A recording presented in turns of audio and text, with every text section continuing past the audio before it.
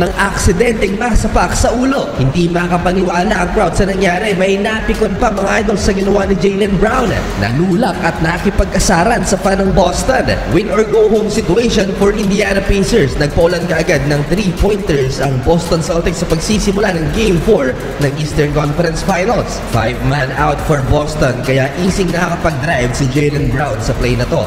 4 out of 6 sa 3-point line sa unang 6 na minuto ang Boston Celtics. Dalawa ay nagmula kay Jrue Holiday. Wala pa rin mga idol si Tyrese Haliburton due to injury habang si Kristaps Porzingis ayaw pang isugal ng Celtics for full recovery at nare-ready na siya for potential finals appearance. Mukhang Celtics at Mavericks na magkikita sa finals mga idol.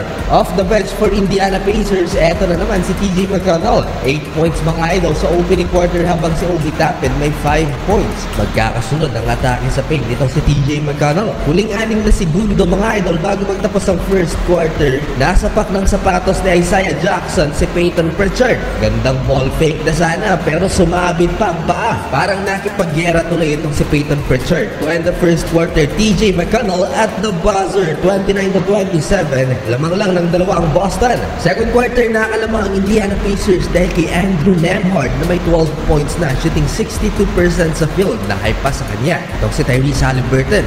Mas naging aggressive naman ang Boston Celtics sa pag-atake sa inside defense nitong Indiana Pacers. Binuli ni Jason Tatum ang mas maliit na defender, nakakuha pa ng foul sabay sigaw mga idol. Derek White layup na late sa depensa si Miles Turner and Jaylen Brown. Transition layup lamang na ulit ang Boston Celtics 46-44. Last 3 minutes, dikit lang ang laban mga idol. Jason Tatum's long dunk, 16 points of first half. Itong si JT. Andrew Nembhard naman, iwan na sana si Derek White pero naimintes ang wide open layup. To end the first half, Jrue Holiday dumaan sa gitna ng depensa ng Indiana Pacers and Andrew Nembhard. Buzzer beater, 2-pointer, spin move kay Derek White at natirahan si Jason Tatum. Natapos ang first half mga idol lamang ng isang Boston Celtics 58-57. Start of third quarter, strong start for Indiana Pacers. Back-to-back 3-pointers ang pinakawalan na kanilang big man na si Miles Turner. Isang minuto lang mga idol lamang nakagad ng 5 ang home team. Nakasagot naman mga idol ang Boston Celtics 3-pointer ni Jason Tatum at slam dunk na Derek White in transition. Under 8-minute mark, nagkainitan si Jaylen Brown at Miles Turner. Nagkunot kasi ng offensive ball.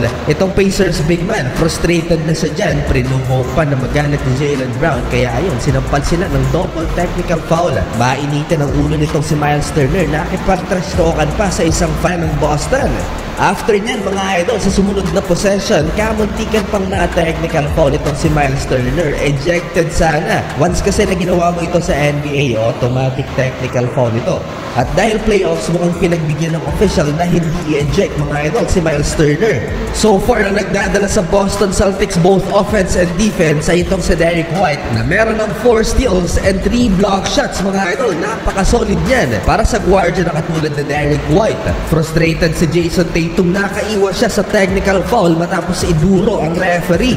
Obi Toppin, 12 points na first player off the bench na nakaabot ng double-figure scoring. Sayang tong buzzer beater running 3-pointer ni TJ McConnell, inabutan ng oras. 83-80 lamang Indiana Pacers ng tatlo end of third quarter. Nagsimula ang fourth and final quarter sa slam dunk ni Jason Tatum. For Indiana Pacers, mag-isang sinagot ni TJ McConnell ang dalawang superstars ng Boston Celtics. Tatlong magkakasunod na field goal at napakahirap pa yung third attempt niya kung saan naipasok ang baseline. Turnaround jumper na to kontra pa kay Al Horford. Binalik si Andrew Nembhard, parang superstar ang datingan na binubuhat mga idol ng Indiana Pacers and one play kontra kay Jason Tatum.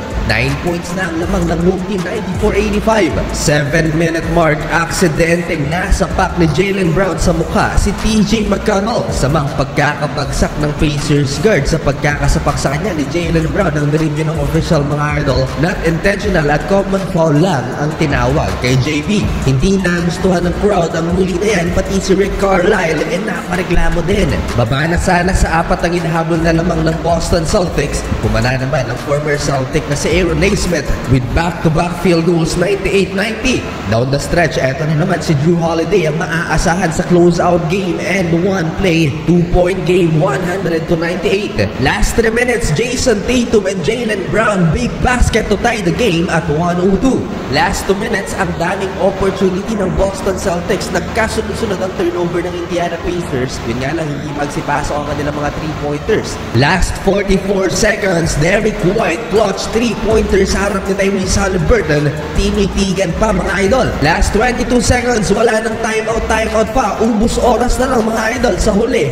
Panalo pa ang Boston Celtics. Eto talaga ang wild ending mga idol. Mag-a-advance na sa finals ang Boston.